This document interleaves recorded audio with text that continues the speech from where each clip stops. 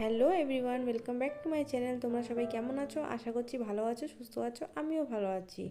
তো চলো আজকের ভিডিওটা শুরু করা যাক। তো তোমরা ভাবছো নিশ্চয়ই যে আজকে রান্নার ভিডিও কেন।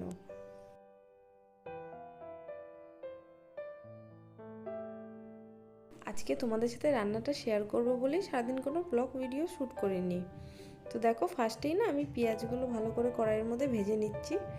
দিয়ে না এই ফুলকপিটাকে সেদ্ধ করে নিয়েছি। আর এখানে দেখো পেঁয়াজ, টমেটো, কাঁচা লঙ্কা, আদা আর রসুন এইগুলোকে এখন পেস্ট করে নেব। আর ওই যে পেঁয়াজটা ভাজছিলাম ওইটা না ভেজে ভালো করে ওটাকে তুলে রাখবো। আর এইদিকে দেখো এই কটা কাজু না আমি জলের মধ্যে একটুখানি ভিজিয়ে রাখলাম। তো দেখো এইদিকে না আমি ফুলকপিটাকে নুন দিয়ে আর হলুদ দিয়ে ভালো করে ভেজে নিচ্ছি। আর তোমরাও না বাড়িতে এমন করে ফুলকপির রোস্টটা তোমরাও ট্রাই করে দেখবে, অসাধারণ হয়। এইদিকে দেখো আমার ফুলকপিটা ভাজা কমপ্লিট, এবার আমি তুলে নেব। আর এইদিকে দেখো আমি না কড়াইটাকে একটু হালকা করে ধুয়ে নিয়ে এবার তেল দিয়ে এর মধ্যে একটু গোটা গরম মশলা দিয়ে দেব। দিয়ে ওই যে মশলাটা পেস্ট করেছিলাম তখন ওই পেস্টটা এর মধ্যে দিয়ে দেব। আর এইদিকে দেখো মশলাটাকে ভালো করে ভেজে নেব। এর মধ্যে হলুদ, নুন, লঙ্কা গুঁড়ো আর জিরে গুঁড়ো দিয়ে মশলাটাকে ভালো করে কষাবো যতক্ষণ না মশলা দিয়ে তেল বেরোচ্ছে। এদিকে দেখো আমার মশলাটা ভাজা হয়ে গেছে।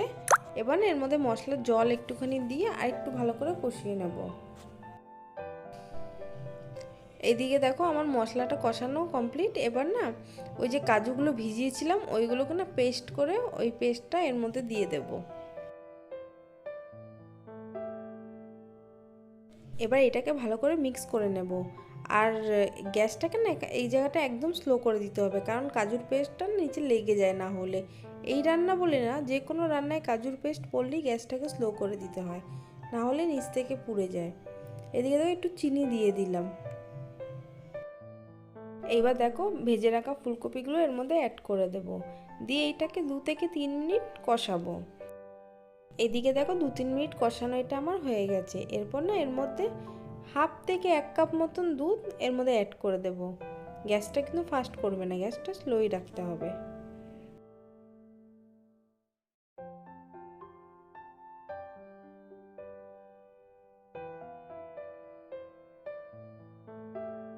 এইদিকে দেখো আমি যে ফার্স্টে যে পেঁয়াজগুলো ভেজে রেখেছিলাম সেটা এবার এর মধ্যে অ্যাড করে দিলাম।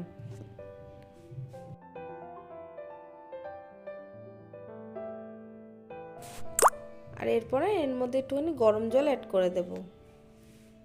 কারণ না ঠান্ডা জল দেখবে যে কোনো রান্না দিলে রান্নার স্বাদটা নষ্ট হয়ে যায়, তাই যে কোনো রান্নায় গরম জলটা দেওয়াটাই বেটার। এবার দেখো 5-6 মিনিটের জন্য এটা ঢেকে দিলাম স্লো গ্যাসে।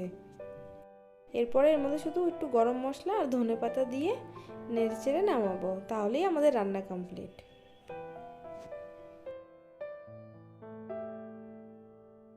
আর এটা দেখতে যতটা অসাধারণ হয়েছিল খেতেও ঠিক ততটাই অসাধারণ হয়েছে। আর তোমরা বাড়িতে অবশ্যই এটা ট্রাই করে দেখো আর তারপরে এসে আমাকে কমেন্টে জানিও যে কেমন লাগলো। চলো আজকের ভিডিওটা এইটুকুই, কেমন লাগলো জানিও। আর কাল থেকে আবার আমার ডেলি ব্লগ আসবে। আর যদি তোমরা কেউ কোনো রেসিপি দেখতে চাও তাহলে আমাকে বলো, আমি অবশ্যই দেখানোর চেষ্টা করব।